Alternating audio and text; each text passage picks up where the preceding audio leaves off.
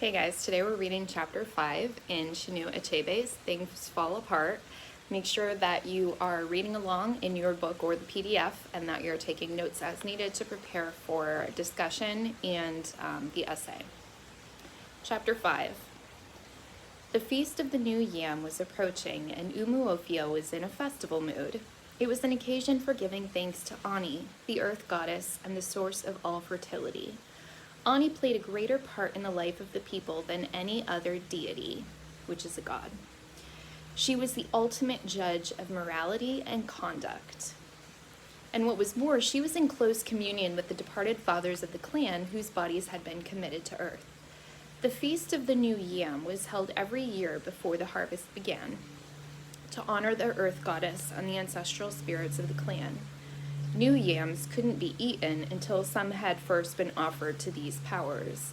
Men and women, young and old, looked forward to the New Yam festival because it began the season of plenty, the New Year. On the last night before the festival, yams of the old year were all disposed of by those who still had them. The New Year must begin with tasty, fresh yams and not the shriveled and fibrous crop of the previous year. All cooking pots, calabashes, and wooden bowls were thoroughly washed, especially the wooden mortar in which yam was pounded. Yam fufu and vegetable soup was the chief food in the celebration. So much of it was cooked that no matter how heavily the family ate or how many friends and relatives they invited from neighboring villages, there was always a large quantity of food left over at the end of the day. The story was always told of a wealthy man who had set before his guests a mound of fufu, so high that those who sat on one side couldn't see what was happening on the other. And it was not until late in the evening that one of them saw for the first time his in-law, who had arrived during the course of the meal and had fallen to on the opposite side. It was only then that they exchanged greetings and shook hands over what was left of the food. The New Yam Festival was thus an occasion for joy through Umulafia, and every man whose arm was strong, as the Igbo people say, was expected to invite large numbers of guests from far and wide. Okonkwo always asked his wives' relations, and since he now had 3 wives, his guests would make a fairly big crowd. But somehow Okonkwo could never become as enthusiastic over feasts as most people.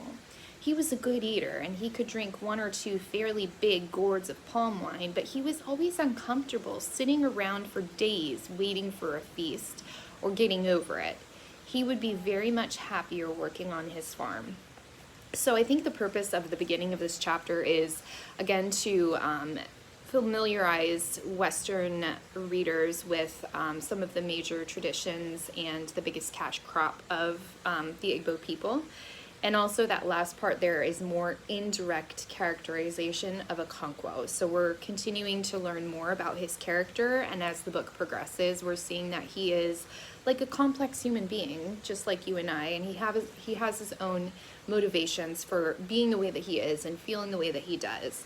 It's honestly not surprising that he's not a big fan of feasts, because this is a man who prides himself on strength, and the way that he can show strength, of course, is by doing work. He doesn't really like laying around and waiting for things to happen or partaking in festivities, because that was like his father, Unoka, and he doesn't want to be like Unoka. The festival was now only 3 days away. Okonkwo's wives had scrubbed the walls and the huts with red earth until they reflected light. They had then drawn patterns on them in white, yellow, and dark green. They then set about painting themselves with camwood and drawing beautiful black patterns on their stomachs and their backs. The children were also decorated, especially their hair, which was shaved in beautiful patterns. The 3 women talked excitedly about the relations who had been invited, and the children reveled in the thought of being spoiled by these visitors from the motherland. Ikamafuna was equally excited. The New Yam Festival seemed to him to be a much bigger event here than in his own village, a place which was already becoming remote and vague in his imagination. So we're getting some characterization, character development of Ikamafuna. We're seeing that some time has passed since he was brought to Umuofia to live with Okonkwo, and he's starting to kind of take on their village as his own culture and to think of them as kind of his family. It's like if a young child is adopted or moved into a new home, over time that becomes their new normal. So that's happened with Ikamafuna. And then the storm burst. Okonkwo, who had been walking about aimlessly in his compound in suppressed anger, suddenly found an outlet. "Who killed this banana tree?" he asked. A hush fell on the compound immediately. "Who killed this tree? Are you all deaf and dumb?" As a matter of fact, the tree was very much alive. Okonkwo's second wife had merely cut a few leaves off it to wrap some food, and she said so. Without further argument, Okonkwo gave her a second beating and left her and her only daughter weeping. Neither of the other wives dared to interfere beyond an occasional and tentative, "It is enough, Okonkwo," pleaded from a reasonable distance. His anger thus satisfied, Okonkwo decided to go out hunting. He had an old rusty gun made by a clever blacksmith who had come to live in Umuofia long ago. But although Okonkwo was a great man whose prowess was universally acknowledged, he was not a hunter. In fact, he had not killed a rat with his gun. And so when he called Ikamafuna to fetch his gun, the wife who had just been beaten murmured something about guns that never shot. That was a big insult on his manliness and his manhood. It is kind of a funny, inappropriate comment that she made about his manhood. So I'm just going to leave it at that. And if you can't figure out what it actually means and you want to know, reach out to me via email and I'll let you know. But it's very insulting. Just know that. Unfortunately for her, Okonkwo heard it and ran madly into his room for the loaded gun, ran out again and aimed at her as she clambered over the dwarf wall of the barn. He pressed the trigger and there was a loud report accompanied by the wail of his wives and children. My gosh, they're like, he just shot one of the wives. He threw down the gun and jumped into the barn, and there lay the woman, very much shaken and frightened, but quite unhurt. He heaved a heavy sigh and went away with his gun. The purpose, I think, of this scene is, to be a little bit humorous with the whole guns that never shot comment that his wife made, which was, again, like really insulting for him on a metaphorical level. But also, it just shows us, it kind of represents how he behaves. I mean, the very first chapter, the first thing we learned about Okonkwo is that he did pounce quite often from anger. So he's always looking for an outlet to release some of his anger. But the fact that he kind of freaks out for a minute after he thinks he shoots her suggests that he's not an evil man. He's not inherently bad, that he does have some feelings that perhaps he's trying to compensate for, and perhaps he's trying to hide that softer, more caring side of him. In spite of this incident, the New Yam Festival was celebrated with great joy in Okonkwo's household. Early that morning, as he offered a sacrifice of new yam and palm oil to his ancestors, he asked them to protect him, his children, and their mothers in the new year. As the day wore on, his in-laws arrived from 3 surrounding villages, and each party brought with them a huge pot of palm wine, and there was eating and drinking till night when Okonkwo's in-laws began to leave for their homes. The second day of the new year was the day of the great wrestling match between Okonkwo's village and their neighbors. It was difficult to say which the people enjoyed more, the feasting and fellowship of the first day or the wrestling contest of the second. But there was one woman who had no doubt whatever in her mind, and she was Okonkwo's second wife, Akwefi, whom he nearly shot. There was no festival in all the seasons of the year which gave her as much pleasure as the wrestling match. Many years ago, when she was the village beauty, Okonkwo had won her heart by throwing the cat in the greatest contests within living memory. That, of course, is referring back to chapter 1, where it describes how, as a young man, he threw the cat, which was the name of, it was what a man named Amalines was called from another village, and he was like the greatest wrestler, but Okonkwo beat him. She, meaning Akwefi, didn't marry him then because he was too poor to pay her bride price. But a few years later, she ran away from her husband and came to live with a conquo. So it sounds like his relationship with Akwefi, his second wife, is one that's actually built on like passion and love, which kind of fits like, I don't know, like it's kind of like reflective of his level of emotion that he felt when she said that to him about guns that never shot. And then of course he beat her. So it sounds like they have just like a lot of emotions for each other, some good and some negative.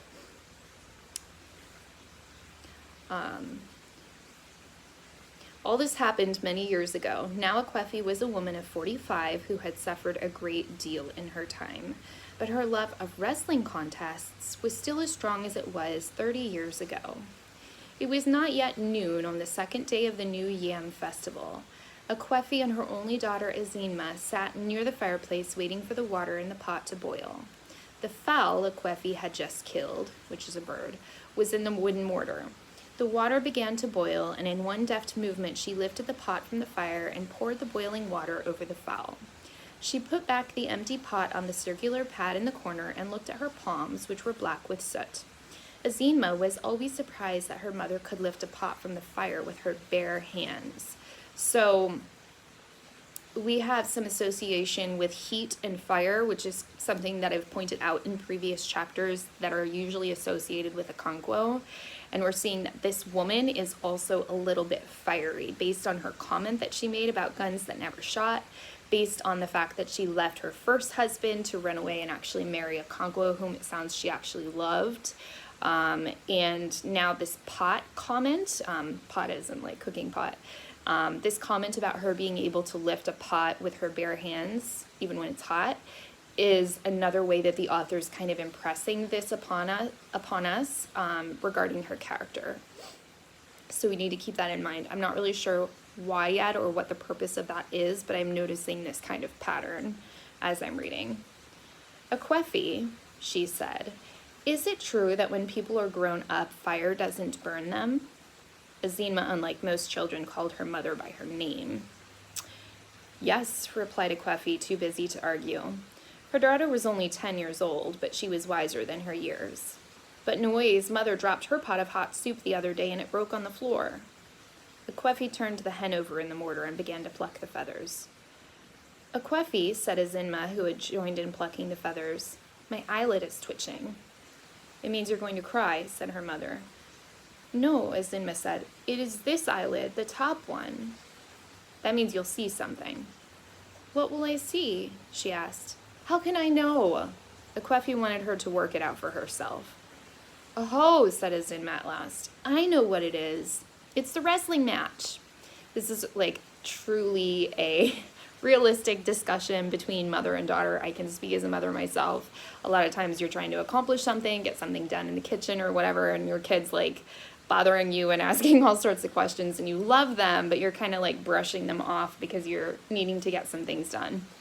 So that's what's happening here. At last the hen was plucked clean. Akwefi tried to pull out the horny beak, but it was too hard. She turned round on her low stool and put the beak in the fire for a few minutes. She pulled again and it came off.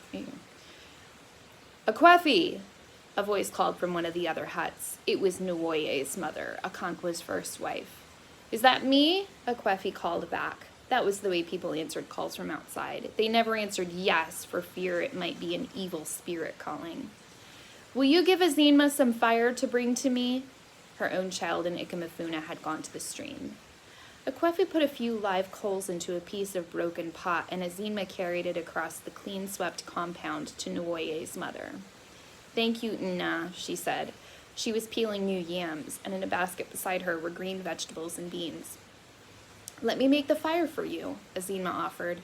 Thank you, Ezigbo, she said. She often called her Ezigbo, which means the good one. Azinma went outside and brought some sticks from a huge bundle of firewood. She broke them into little pieces across the sole of her foot and began to build a fire, blowing it with her breath. You'll blow your eyes out, said Nwoye's mother, looking up from the yams she was peeling. Use the fan. She stood up and pulled out the fan, which was fastened into one of the rafters. As soon as she got up, the troublesome Nagoat, which had been dutifully eating yam peelings, dug her teeth into the real thing, scooped out 2 mouthfuls, and fled from the hut to chew the cud in the goat's shed. Nwoye's mother swore at her and settled down again to her peeling. Azima's fire was now sending out thick clouds of smoke. She went on fanning it until it burst into flames. Nwoye's mother thanked her, and she went back to her mother's hut. I don't know exactly yet what the purpose of that fire, all of that fire imagery and the fire details in that part are about yet, but I'm just keeping that in the back of my mind because, again, it seems to be coming, like, standing out as something significant or symbolic in some way. Just then the distant beating of drums began to reach them. It came from the direction of the Elo, the village playground. Every village had its own Elo, which was as old as the village itself, and where all the great ceremonies and dances took place. The drums beat the unmistakable wrestling dance, quick, light, and gay, and it came floating on the wind. Okonkwo cleared his throat and moved his feet to the beat of the drums. It filled him with fire. It filled him with fire, as it had always done from his youth. He trembled with the desire to conquer and subdue. It was like the desire for woman. Yep, all coming together now. We shall be late for the wrestling, said Azima to her mother. They will not begin until the sun goes down. But they're beating the drums. Yes, the drums begin at noon, but the wrestling waits until the sun begins to sink. Go and see if your father has brought out yams for the afternoon. He has. Nwoye's mother is already cooking. Go and bring our own, then. We must cook quickly, or we shall be late for the wrestling. Azima ran in the direction of the barn and brought back 2 yams from the dwarf wall. Ekwefi peeled the yams quickly. The troublesome nanny goat sniffed about, eating the peelings. She cut the yams into small pieces and began to prepare a pottage, using some of the chicken. At that moment, they heard someone crying just outside their compound. It was very much like Obiageli, Nwoye's sister. Is that Obiageli weeping? Ekwefi called across the yard to Nwoye's mother. Yes, she replied. She must have broken her water pot.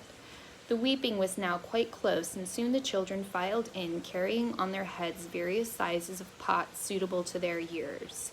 Ikamafuna came first with the biggest pot, closely followed by Nwoye and his 2 younger brothers.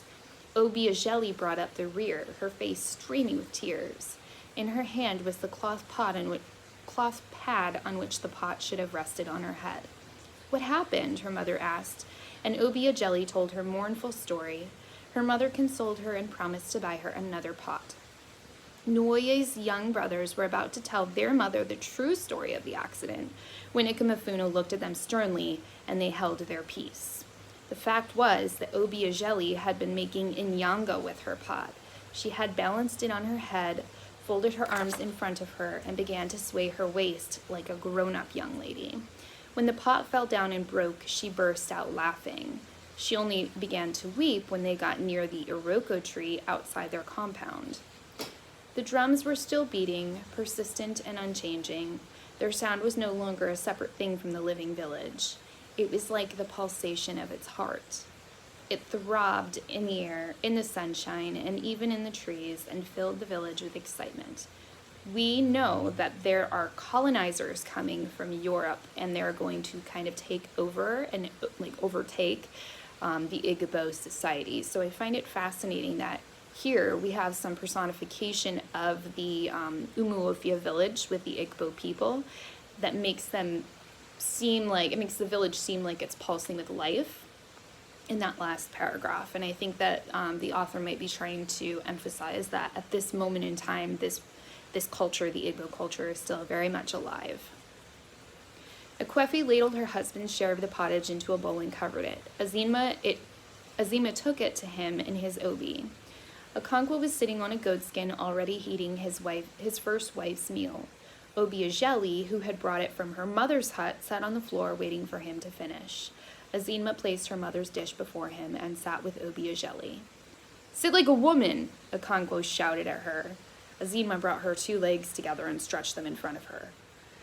"Father, will you go to see the wrestling?" Azima asked after a suitable interval. "Yes," he answered. "Will you go?" "Yes." And after a pause she said, "Can I bring your chair for you?" No, that's a boy's job. Okonkwo was especially fond of Azima. She looked very much like her mother, who was once the village beauty. But his fondness only showed on very rare occasions. Obiageli broke her pot today, Azima said. Yeah, she told me about it, Okonkwo said between mouthfuls. Father, said Obiageli, people should not talk when they are eating or pepper may go down the wrong way. That's very true. Do you hear that, Azima? You're older than Obiageli, but she has more sense. He uncovered his second wife's dish and began to eat from it. Obiageli took the first dish and returned to her mother's hut. And then Nkechi came in, bringing the third dish. Nkechi was the daughter of Okonkwo's third wife. In the distance, the drums continued to beat. So drums perhaps being representative of the heartbeat of the Igbo people in this village. The only other thing I want to point out here at the end of chapter 5 is this interaction between Okonkwo and his daughters. He seems to respond to them a little bit differently, and so the question is why the author includes this and why he does that. And it seems to me that he has more of a connection with Azima, the one daughter who he had with his love, the village beauty, he calls her. He seems to be more fond of her, and yet he also seems to be harder on her than he is on Obiageli, which is kind of surprising, especially since Obiageli just broke a pot that her mother will have to replace now. So I think this interaction again shows us something about Okonkwo and the type of person that he is and how hard it is for him to show any kind of love or positive emotions toward people.